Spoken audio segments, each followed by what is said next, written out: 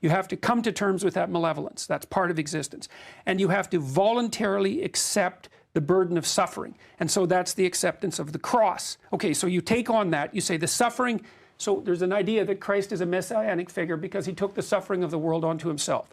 And what that means to me is that he was someone, speaking conceptually, who decided that the suffering of the world was his responsibility, and that that's what you're supposed to do. You're supposed to decide that that's your responsibility. You take that on as a burden. You do the same with the malevolence. So when you read history as a perpetrator, right? Maybe you also read it as a victim, but you certainly read it as a perpetrator. And then that's on you. Okay, so then the question is, what happens when you do that? And I would say the answer is two things, is that, first of all, it starts to force you to develop, like to learn what you need to learn in the world and to absorb the information that would enable you to start to face the suffering and to rectify it.